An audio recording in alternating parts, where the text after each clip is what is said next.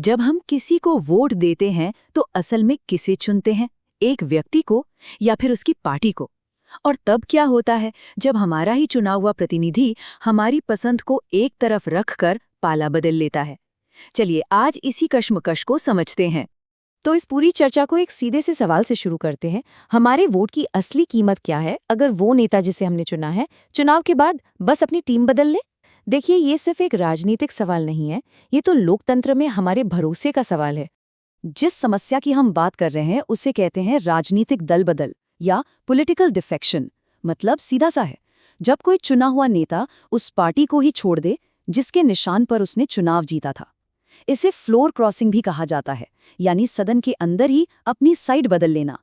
देखिए, जब हम वोट डालते हैं तो ये हमारे और हमारे प्रतिनिधि के बीच एक भरोसे का रिश्ता बनता है, एक तरह का समझौता। हम उस व्यक्ति और उसकी पार्टी की नीतियों पर भरोसा करते हैं। दल बदल इसी बुनियादी चुनावी वादे को तोड़ देता है और ये सीधे सीधे मतदाता के साथ एक तरह का विश्वासघात है। तो सवाल ये है कि ये समस्या भारत में इतनी बड़ी बनी कैसे? इसके लिए हमें इतिहास में थोड़ा पीछे जाना होगा, उस दौर में जब भारतीय राजनीति म्यूजिकल चेयर्स के खेल जैसी बन गई थी। 1967 के चुनाव एक बहुत बड़ा मोड़ थे। कई राज्यों में कमजोर गठबंधन सरकारें बनी और बस यहीं से विधायकों की खरीद फरोख्त का दौर शुरू हो गया, जिसे हॉर्स ट्रेडिंग भी कहते हैं। जरा इन आंकड़ों पर गौर कीजिए। 1967 से 1972 के बीच देश के लगभग आधे विधायकों ने पार्टियां बदलीं और इनमें से 210 को तो इनाम में मंत्री पद भी मिल गया। ये हालत इतनी आम हो गई थी कि इसने एक मुहावरे को ही जन्म दे दिया। 1967 में हरियाणा के एक विधायक थे गयालाल। उन्होंने एक ही दिन में 3 बार पार्टियां बदलीं। जब वो आखिरकार कांग्रेस में वापस आए तो एक नेता ने प्रेस के सामने मजाक में कहा, गया राम अब आया राम है। और बस तभी से राजनीतिक मौका परस्ती के लिए ये आया राम गया राम का जुमला मशहूर हो गया। अब इस राजनीतिक अस्थिरता और लोकतंत्र के मजाक को रोकने के लिए एक मजबूत इलाज की सख्त जरूरत थी, और वो इलाज एक कानून की शक्ल में सामने आया। इसी के जवाब में 1985 में भारतीय संविधान में 10वीं अनुसूची जोड़ी गई। इसी को हम आज दल बदल विरोधी कानून या एंटी डिफेक्शन लॉ के नाम से जानते हैं। इसका मकसद बिल्कुल साफ था, पैसे या पद के लालच में होने वाले दल बदल को रोकना। इस कानून के तहत किसी सदस्य को अयोग्य यानी डिस्क्वालिफाइड ठहराने के 2 मुख्य आधार हैं। पहला, अगर कोई विधायक अपनी मर्जी से अपनी पार्टी की सदस्यता छोड़ दे, और दूसरा, जो कि बहुत जरूरी है, अगर वो सदन में अपनी पार्टी के व्हिप यानी आधिकारिक निर्देश के खिलाफ जाकर वोट करता है या वोटिंग में हिस्सा ही नहीं लेता।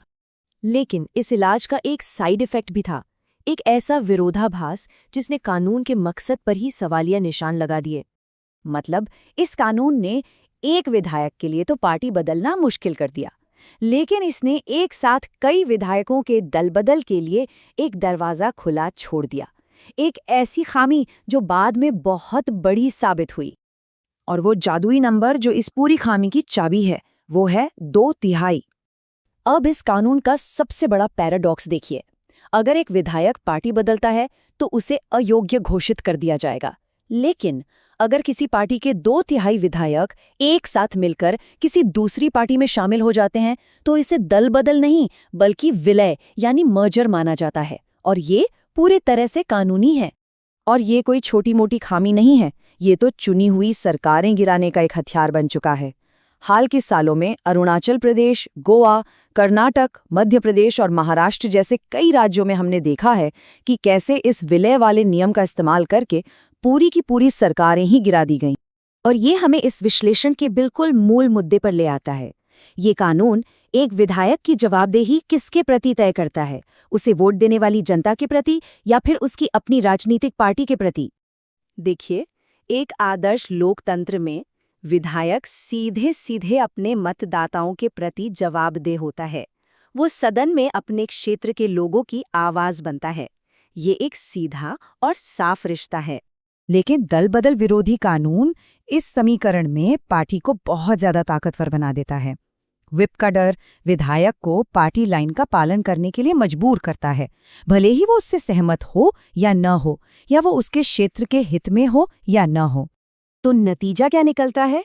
मतदाता और विधायक के बीच का जो सीधा रिश्ता है वो कमजोर पड़ जाता है। विधायक की पहली वफादारी अपनी पार्टी के लिए हो जाती है, जनता के लिए नहीं। और यहीं पर लोकतंत्र की जवाबदेही का पूरा सिद्धांत ही खतरे में पड़ जाता है। महान कानूनविद नानी पालकीवाला ने इस कानून के बारे में बहुत पहले ही चेतावनी दे दी थी। उनका कहना था कि ये कानून विधायकों को आत्मा रहित और विवेकहीन बना देगा, जिन्हें सिर्फ अपनी पार्टी के आदेशों को मानना होगा, भले ही उनका अपना विवेक कुछ भी कहता हो। तो अब सवाल ये है कि आगे का रास्ता क्या है? क्या ये कानून जिस बीमारी का इलाज करने आया था उससे भी बदतर साबित हो रहा है?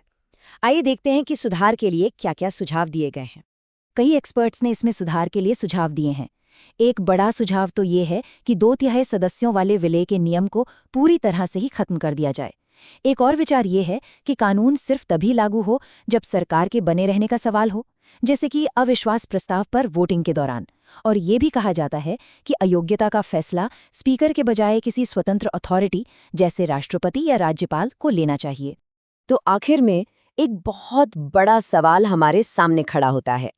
एक लोकतंत्र को मजबूत बनाने के लिए ऐसा क्या किया जाए कि हमारे चुने हुए प्रतिनिधि अपनी पार्टी के बड़े नेताओं से ज्यादा उन लोगों के प्रति जवाबदेह हों जिन्होंने उन्हें अपना कीमती वोट देकर जिताया है।